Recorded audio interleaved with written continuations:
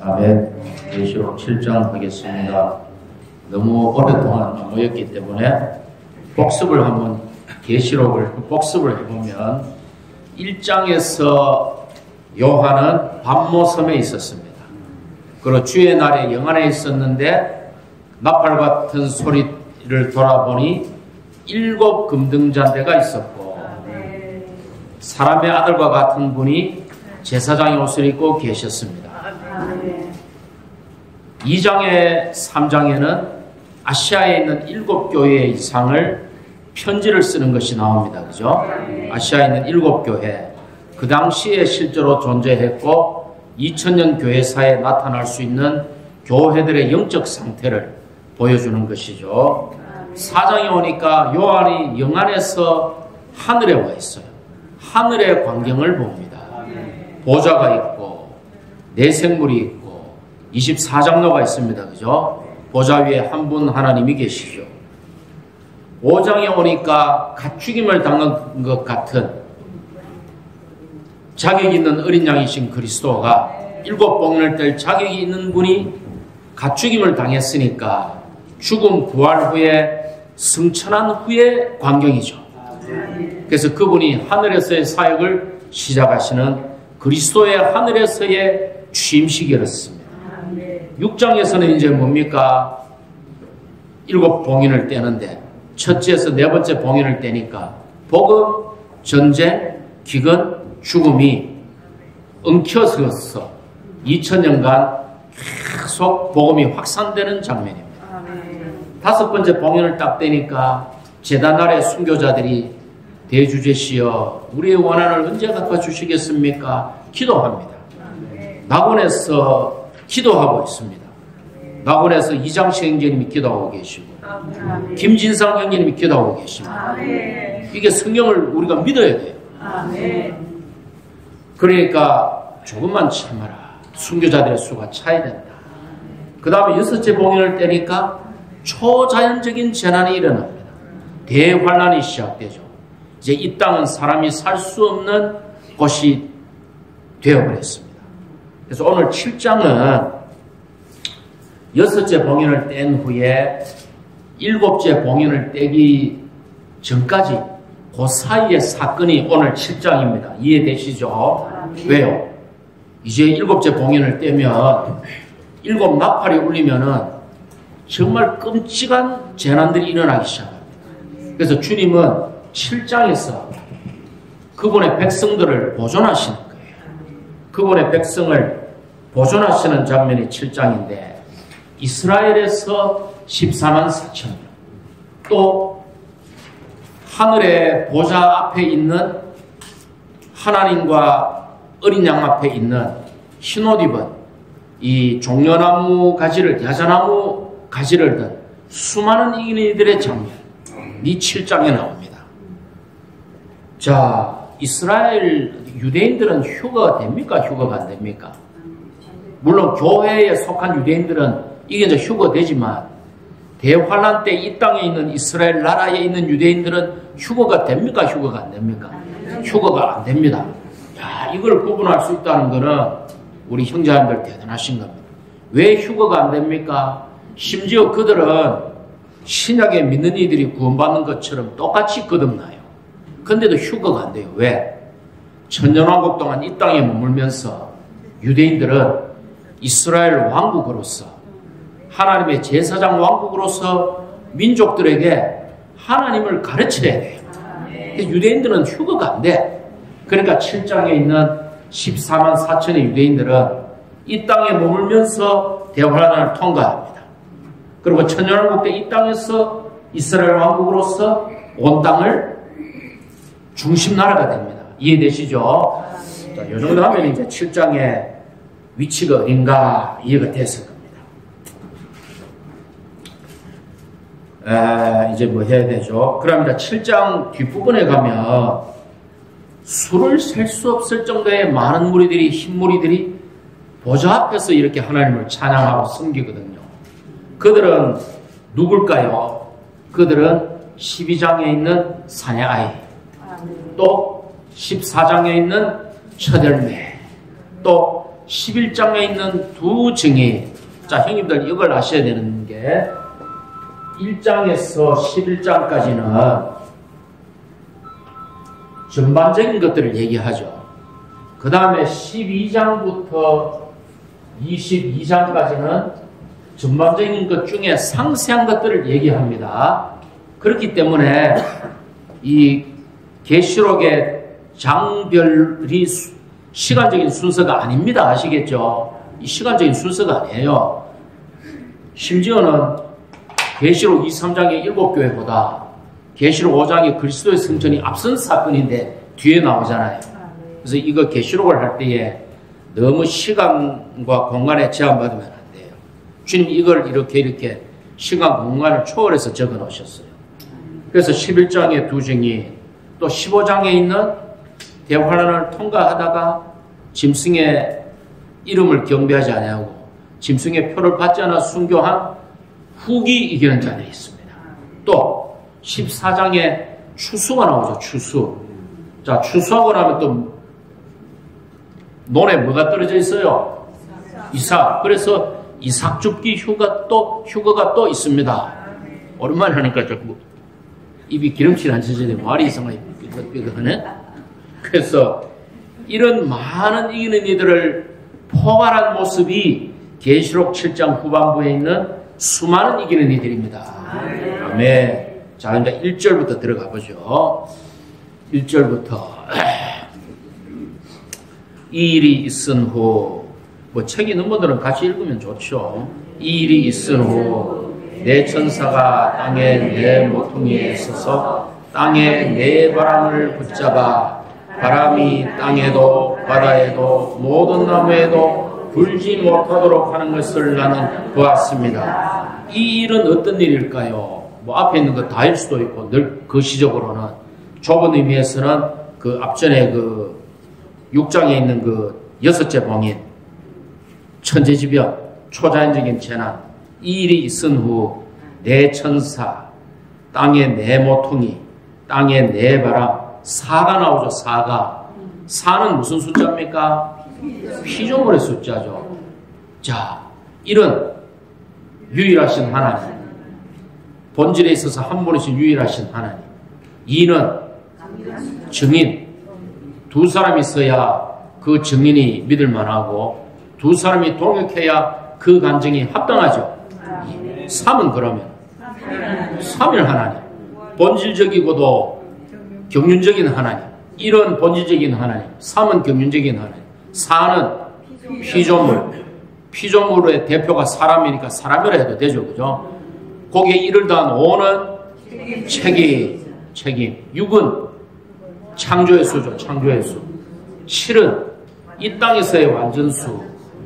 8은 부활. 자, 3은 그러면 3일 하나님이지만 또 부활. 그리스도의 부활. 8은 부활인데 확대된 부활. 그 주의 첫날에 교회가 모였죠. 8은 부활 안에 있는 교회. 9는 잘 모르겠고. 아라비아 숫자 10은 완전수죠. 완전수. 10계명 완전수죠. 그죠? 12는 영원 안에서의 하나님의 경륜의 완전수입니다. 그래서 새 예루살렘은 12로 이루어져 있죠. 12,000 스타디온 아직 맞아요? 14만 4천 다 그것은 영원 안에서의 하나님의 경륜의 완전수입니다. 그래서 내 천사가 내 모퉁이에서 내 바람을 붙잡으니 바람이 안 부는 거예요. 2절에 보니까 자, 바람에 대해서 좀 얘기할게요. 바람. 이 땅에는 수많은 바람이 있습니다. 하나님에게서 오는 바람, 사람에게서 오는 바람, 물론 타락한 사람이니까 그 배후는 사탄이겠죠. 사탄에게서 직접적으로 오는 바람, 수많은 바람이 있습니다. 그죠? 노래 제목에도 바람이 많죠. 뭐 그대 이름은 바람. 옛날에 학생 때 들은 거. 요즘 그래 옛날에 그 들은 거 제가 얘기하는 거예요. 자, 하나님에게서 오는 바람은 어떤 바람이었습니까? 하나님이 요나에게 너는 아수르의 수도인 니느웨에 가서 복음을 전하라 그러니까 요나가 마음이 상해버렸어요. 왜? 그 당시에 이 아수르에서 이스라엘이 위협을 당할 때 아닙니까? 북이스라엘이. 그래서 요나가 마음이 상해가지고 다시스로 도망가버려요. 지금 스페인이죠. 정반대로 바다 건너편으로 스페인으로 도망을 가니까 뭐가 일어납니까? 하나님이 풍랑을 일으켜요. 그래서 요나가 물고기 뱃속에 들어갔다가 니느웨에서 복음을 전하죠. 하나님에게서 오는 바람이 있습니다. 두 번째, 사람에게서 오는 바람이 있어요. 에베소서 4장에 보면 어린아이의 특징이 나옵니다. 어린아이의 특징이 뭡니까? 온갖 가르침의 바람에 밀려다니고 그 실행의 파도에 요동하는 자입니다. 그런데 이 가르침은 사람들의 속임수요, 오류의 체계에 빠지게 하는 강교한 술수입니다. 정교한 이론 체계가 있어요. 이 땅의 인간 정부 안에는 많은 철학과 사상 속에 정교한 이론 체계가 있기 때문에 정말 똑똑한 사람이 이걸 알아차리지 못해요. 그런 것으로 사람을 미혹하는 가르침의 바람이 있습니다. 우리는 하나님의 경륜이죠. 그런데 철학적인 것, 고상한 사상에 속한 것, 이 땅에 올바른 것들이 들어오면 형제자매들이 헷갈립니다. 헷갈리고 뭐 우리가 이것도 좀 해야 되는 거 아니야? 그러나 이제 맞죠. 근데 그런 거를 참 이런 게 말하기 어려운 부분이지만 분명한 거는 우리는 무엇입니까? 그리스도와 교회, 하나님의 경륜, 우리가 자녀도 잘 길러야 되고 이 세상에서 올바르게 살아야 되고 잘못된 것도 바로잡아야 되고 많은 것들이 있지만 중심은 뭡니까? 우리의 중심은 그리스도와 교회, 하나님의 경륜이다. 이것만 분명하면 돼요. 그죠? 그래서 이런 바람이 있고 또 사탄에게 오는 바람이 있습니다. 예를 들어 봅시다. 나더러 주여 주여 하는 자마다 다 천국에 들어옵니까? 못 들어옵니까? 못 들어옵니다. 누가 들어옵니까? 하늘에 계신 아버지의 뜻을 행하는 자가 들어옵니다. 그런데 이러한 주님의 말을 듣고 실행하는 사람은 어떤 사람입니까? 아버지의 뜻을 듣고 행하는, 이러한 주님의 말을 듣고 실행하는 사람은 비가 쏟아지고 창수가 나고 바람이 몰아쳐서 그 집에 부딪혀도 그 집이 무너지지 않아요. 그 기초를 반석에 놓았기 때문이죠. 여기 사탄의 바람이 있어요. 바람이 불어올 때 우리가 이거 중요합니다. 아버지의 뜻을 따라 순종해야 돼요. 이대로 하지 않는 사람이 기초가 없는 사람이에요. 바람이 불고 창수나면 무너져 버립니다. 아버지의 뜻을 행하는데 두 방면이 있다 없다? 있어요. 첫째는 뭡니까? 이상에 속한 부분. 그리스도와 교회, 하나님의 경륜. 이러한 하나님의 갈망에 대한 이상이 우리를 통제해야 돼. 둘째, 매일매일의 삶에서 내 안에서 주관적인 주님의 기름 부음과 인도와 연합된 영을 따라 살아야 돼. 이 두 방면은 상충됩니까? 상충 안 됩니까? 상충되지 않습니다. 두 개는 딱 맞게 돼 있어요. 하늘에 속한 이상이 있어도 내 안에 주님의 인도가 없으면 이 사람은 주님이 나는 너를 모른다 그래요.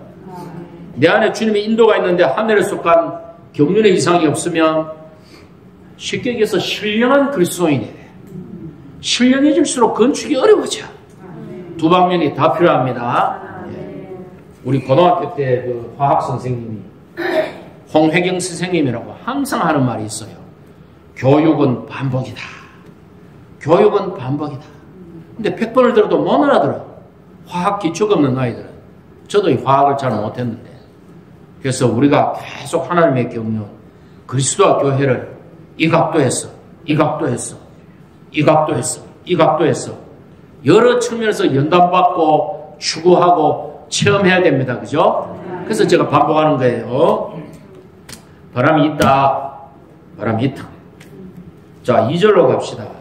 내가 보니 다른 천사께서 하나님의 도장을 가지시고 해 뜨는 데에서 올라오셔서 땅과 바다를 막아뜨리는 권위를 받은 네 천사에게 외치신 뭐라고 외쳤어요? 하나님의 노예들의 이마에 도장을 찍기까지 이 네 천사들로 하여금 땅이나 바다나 나무들을 망가뜨리지 말라. 이게 무슨 말인가 하면은 묶어놓았던 바람을 풀어놔 버리면은 이게 뭡니까? 일곱 나팔의 심판이 시작되는 거예요. 그래서 지금 바람을 붙잡아 놓은 것은 하나님의 백성들을 보존하기까지 하나님이 심판을 지금 유보시키는 겁니다. 됐죠? 자, 그래서 이 다른 천사는 누굴까요? 이 다른 천사는 누굴까요? 자, 천사라는 말은 헬라어로 안겔로스입니다. 안겔로스. 안겔로스에는 두 가지 뜻이 있어요. 문맥에 따라. 하나는 전달자, 하나는 천사. 문맥에 따라 안겔로스는 두 개로 해석이 돼요. 자, 여기서는 다른 천사니까 이거는 이거죠. 이거. 이 천사는 누굴까요? 그리스도. 자, 왜 이분이 그리스도냐? 8장 3절에도 보면 또 다른 천사께서 금향로를 가지고 제단 곁에 섰다. 10장 1절에 보면 또 다른 천사께서 하늘에서 내려오는데 얼굴이 해와 같고 발은 불기둥과 같고 요한에게 두루마리를 줍니다. 또 18장 1절에 보면 읽어드릴게요. 그냥 18장 1절에 보면 또 다른 천사께서 권위를 가진 하늘에서 땅으로 내려오는데 땅이 그분의 영광으로 밝아졌습니다. 그럼 무너졌도다 바벨론이 이러죠. 그래서 여기서 다른 천사는 그리스도입니다. 특별한 천사. 아버지 하나님의 특별한 전달자. 그리스도입니다. 다른 천사께서 도장을 가지고 왔습니다. 도장. 자, 도장 한번 볼까요? 제 소유물에 제 도장이 찍히면 이 소유물은 누구 겁니까? 제 거죠, 그죠? 두 번째, 문서에 도장이 찍히면 어떻게 됩니까? 그 대표자와 기관의 권위를 나타내죠. 공문서를 보냅니다. 두호남부 초등학교 직인을 깍 찍으면 이 문서는 뭐예요? 두호남부 초등학교의 교장의 권위를 대표하는 거죠. 인정과 권리입니다. 또 문서에 이렇게 문서를 봉해가지고 여기에 못 열도록 여기에다가 봉인을 찍으면 어떻게 됩니까? 비밀이에요. 비밀. 휴대폰은 진동으로 해주시기 바랍니다. 자, 봉인을 찍으면 문서를 열어보지 마라. 비밀이다 이 말이죠.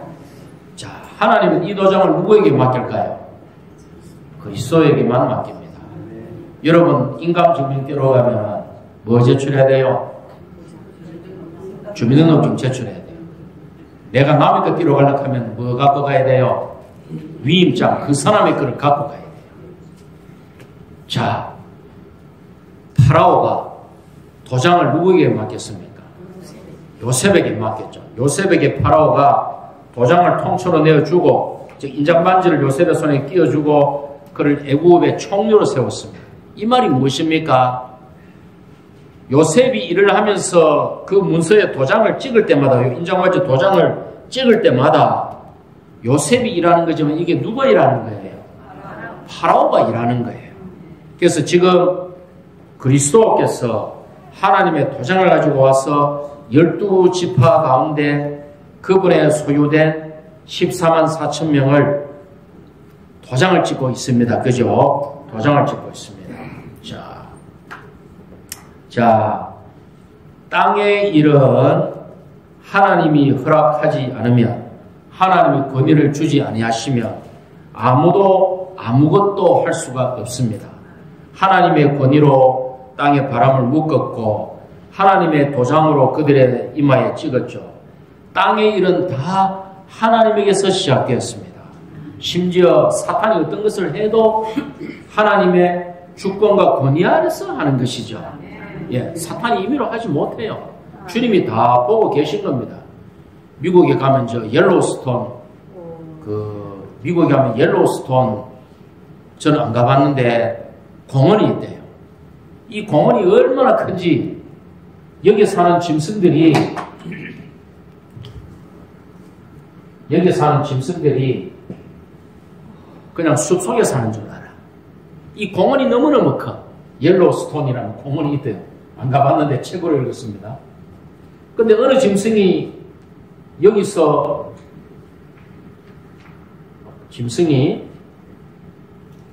계속 가다 보면 어디에 도달하게 됩니까? 계속 가면 어디에 부딪혀요? 이거 어디에 부딪힙니까? 울타리. 저는 울타리 기억 울타리 부딪히고 울타리에 부딪히면 이 짐승들이 그냥 자연에 있는 게 아니죠. 여기에 사람의 권위로 제한이 있는 거예요. 근데 공원이 너무 넓으니까 짐승은 자연에 사는 줄 아는 거예요. 이 땅에 모든 일이 일어나지만 모든 것이 하나님의 주권 아래 있는 것입니다. 하나님이 허락하지 않으면 하나도 없어요. 근데 참 우리가 교회 생활을 해보면 주님의 주권에 순종하기가 쉽지 않습니다. 주님이 환경 가운데 조그만 일을 주면 우리 뭐라 그럽니까? 이런 게 올라오죠. 주여, 왜 저에게 이런 일이? 이런 일 우리 받아들이기 쉽지 않잖아요. 주여, 정말 달콤함이 사라집니다. 우리가 주님의 주권에 순종하기가 쉽지 않습니다. 근데 이 땅에서 이 주권에 순종해봐야 그날에 우리가 이기는 자가 될 수가 있어요. 말로만 이기는 자가 됩니까? 안 됩니까? 한번 탁 부딪히면 그냥 막 올라오는데 안 되잖아요. 그래서 우리가 이 공과를 우리가 배우고 있는 거예요. 그래서 이제 쭉 가가지고 하나님의 노예들의 이마에 도장을 찍어라. 자, 여기서 한번 봅시다. 하나님의 노예들의 이마에 도장을 찍어라. 지금 한번 보십시오. 다른 천사란 말이 나왔고 하나님의 노예란 말이 나왔죠. 하나님의 노예, 이거는 다 구약의 용어입니다. 구약의 용어. 자, 제 질문합니다. 은혜 시대에, 교회 시대에 유대인과 이방인의 차이가 있습니까? 없습니까? 교회 시대, 은혜 시대에 유대인과 이방인의 구분이 있어요? 없어요? 하나님 보실 때? 없습니다. 왜 없습니까? 예. 로마서 10장 12절에서 유대인이나 헬라인이나 차별이 없습니다. 한 주께서 모든 사람의 주가 됐사 그를 부르는 모든 사람에게 부여하십니다. 누구든지 주님의 이름을 부르는 사람은 구원을 얻을 것입니다. 은혜 시대에는 유대인과 이방인의 구분이 없습니다. 그러니까 주님이 유대인으로 오셨고 주님이 유대인들에게 복음을 전했고 유대인들을 통하여 온 땅에 복음이 전파되었어요. 구분이 없어요. 근데 지금은 다시 뭡니까? 구분을 합니다. 주님이 유대인들을 구분하기 시작해요. 왜? 이제 은혜 시대가 끝났거든. 은혜 시대가 끝났기 때문에 하나님의 노예, 구약적인 표현, 천사가 나타나셨어요. 노예들의 이마에 도장을 찍는데 이들이 이스라엘 12지파다. 이제 구분이 되는 거예요. 다시 하나님이 구약 종류로 돌아간 건 아니지만 은혜 시대가 끝나고 유대인들에 대한 그분의 뜻, 교회에 대한 그분의 뜻을 수행하기 위해서 구분을 하기 시작했습니다. 자, 시간이 너무 잘 가는데 빨리 진도 오늘 절반만 합니다. 자, 그럼 이제 질문하겠습니다. 12지파에 12,000명씩 이스라엘 12지파에 14만 4천 명이다. 이게 영적인 상징입니까? 실제 수입니까? 실제 수입니다. 왜 실제 수입니까? 9절에 보십시오. 9절에 보면 큰 무리가 민족과 지파와 백성과 언어에서 나왔다고 분명히 얘기하고 있죠. 요 성령께서 계시록을 쓰면서 민족, 지파, 백성 언어를 구분했죠. 그럼 12지파는 실제 지파인 거예요. 왜? 같은 챕터 안에서 다른 방식으로 적용하지 않는단 말이에요. 자, 그러면은 그 9절에 또 보십시다.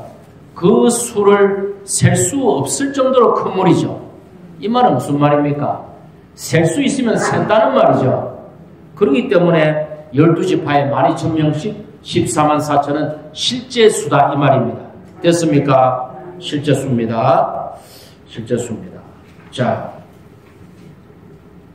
그래서 이들은 유대인들이에요. 유대인들의 12지파의 14만 4천 명입니다. 그 다음에 또 여기서 쭉 이제 12지파를 한번 보니까 여기 잘 보십시오. 요거 지우고 좀 적어서 설명드릴게요.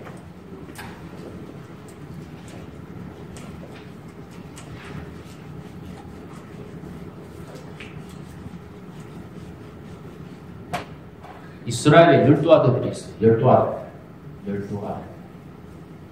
12아들들이 나중에 12지파가 됩니다. 아멘이 되죠? 12지파를 하실 때 어떻게 만들었어요? 레위를 뺍니다. 마이너스 레위. 레위는 12지파 가운데 흩쳐. 왜? 시몬하고 레위가 짝짝꿍되면 얘네들은 사고를 칠 애들이야. 그러니까 시몬은 한 지파는 힘이 없잖아요. 나도 레위를 흩어버려. 왜? 레위가 좋은 일을 했잖아요. 우상 숭배하는 동족들을 죽이고 제사장 나라로, 제사장 지파로 발탁이 돼가지고 12지파에 흩어지고 대신에 12지파를 만들려고 하니까 요셉을 또 빼버려요. 요셉도 빼버리면 10명 남죠. 10명. 여기까지 됐어요. 여기까지 상수됐습니까? 10명이 남았는데 요셉 대신에 더하기, 에브라임, 므낫세 두 지파를 넣었죠. 그러니까 12에서 빼기 2 더하기 2는 12. 이런 걸 해야 치매가 안 옵니다. 네.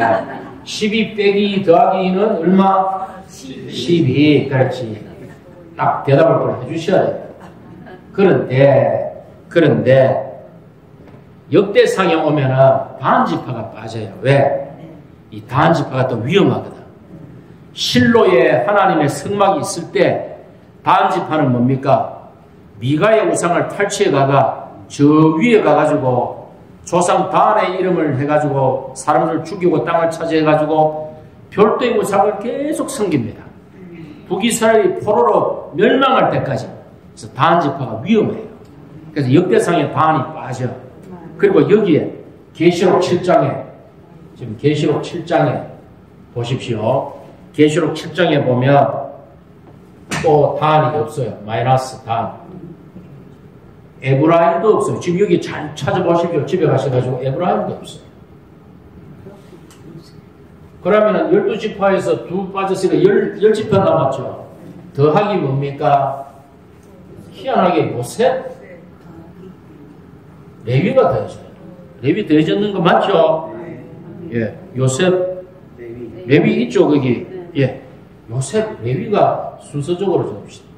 레위 요셉이라고 적읍시다. 레위 요셉이 되죠. 왜 그렇습니까? 자, 이게 왜 그런가 하면, 에브라임은 무슨 짓을 했어요, 에브라임은 이스라엘이 남유다와 북이스라엘로 나누어졌을 때에, 북이스라엘을 다른 말로 에브라임이라고 그래요. 우상의 총 집대성을 만들어버렸어요. 온갖 우상의 전시장이 됐어요. 그래서 에브라임이 주님이 마음에 안 드는 거예요. 그래서 계시록에 보면은 단을 떼고 에브라임을 빼버리고 에브라임 므낫세인데 에브라임 대신에 아빠의 이름이 요셉이 들어가지고 레위 요셉에다 12지파를 만듭니다. 됐습니까? 그런데 여기 끝이냐? 너무 잘해야 됩니다. 천년왕국에 가면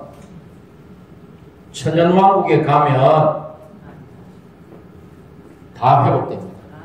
천년왕국에 가면 단도 회복되고 에브라임도 회복되고 원래의 12지파가 다 회복되고 레위는 또 제사장 나라로서 아마 영적인 레위가 하여튼 뭐 제사장 나라가 회복이 돼요. 이스라엘 나라가 회복이 되는데 천년왕국 때 그 안에 12지파가 있고 특별히 또 레위지파가 또 이렇게 제사장 역할을 중심적으로 해요. 그래서 천년왕국 가면은 다 회복이 됩니다. 그러면 이 단은 어떻게 회복됐을까요? 단은 어떻게 회복됐을까요? 아버지의 기도, 아버지의 축복 기도. 단은 회복될 수 없는 자예요. 단은 계속 이스라엘의 땅을 차지할 때부터 우상의 별도의 중심지를 세워가지고 이때까지 회복이 안 되다가 왜 회복되느냐? 아버지 야곱의 기도 때문에 그렇습니다. 아버지 야곱의 기도가 뭐라고 하는가 하면은 야곱이 이제 죽기 전에 12아들을 축복하다가